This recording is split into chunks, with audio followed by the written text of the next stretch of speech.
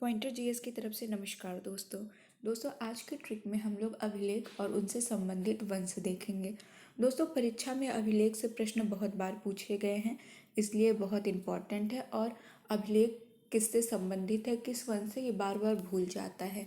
लेकिन अगर आप लोग इस ट्रिक को अच्छे से याद कर लेते हैं, छोटे शब्दों में है ये ट्रिक और जल्द से जल्द याद हो जाएगा। और अगर आप लोग ये ट्रिक याद कर लेते हैं तो इनसे बनने वाले प्रश्न आपके कभी गलत नहीं होंगे। तो आइए हम लोग देखते हैं अपना पहला ट्रिक। हाथी की खाल। सिंपल है, बहुत जल्दी याद होगा। क्या? हाथी की खाल। हाथी से हो गया आपका हाथी गुम्फा अभिलेख और खाल से हो गया खारवेल से ये संबंधित है। किससे? हाथी गुम्फा अभिलेख जो है खारवेल वंश से संबंधित है। अब अगला हम लोग देखते हैं। अगला है हमारा जून का दामन। याद रखिएगा, जून का दामन।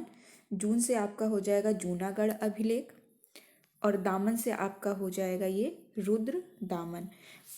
जूनागढ़ अभिलेख के अंतर्गत जो है आपके रुद्र दामन के विजय, व्यक्तित्व और कृत्यों की चर्चा की गई है। कभी कभी ये भी पूछ लेता है कि जूनागढ़ अभिलेख में क्या दिया गया है या किससे संबंधित है।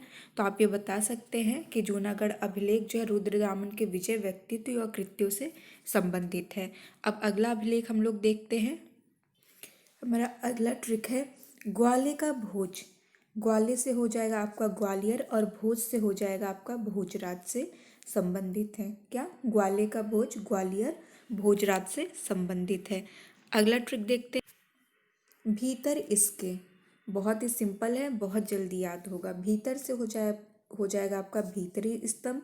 इसके से हो जाएगा आपका स्कंदगुप्त। भीतरी स्तंभ के अंतर्गत स्कंदगुप्त के जीवन और घटनाओं का इसमें वर्णन मिलता है। याद रखिएगा, भीतरी स्तंभ में स्कंदगुप्त के जीवन और घटनाओं का विवरण प्राप्त होता है। अगला हम लोग देखते हैं नाक में गोता। क्या? सिंपल सा है, नाक में गोता। नाक से हो जाएगा आपका नासिक और गोता से हो जाएगा आपका गौतमी से ये संबंधित है। इसके अंतर्गत यानी नासिक अभिलेख में सातवाहन कालीन घटनाओं का विवरण प्राप्त होता है। ये कई बार प्रश्न पूछा जा चुका है नासिक अभिलेख में। नासिक अभिलेख किससे संबंधित है और इसमें क्या किस चीज़ का वर्णन मिलता है? तो ये गौतमी से संबंधित है और इसमें सातवाहन कालीन घटनाओं का विवरण हमें प्राप्त होता है। अब अगला हम लोग देखते हैं प्रयाग में समुद्र।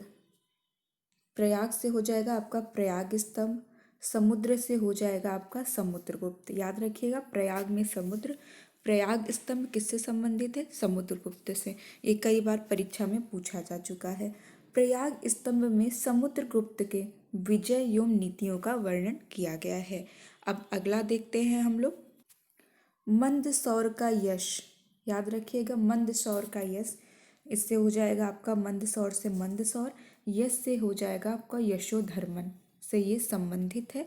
और इसके अंतर्गत यशोधर्मन के सैनिकों का वर्णन किया गया है। मंदसौर अभिलेख किससे संबंधित है? यशोधर्मन से।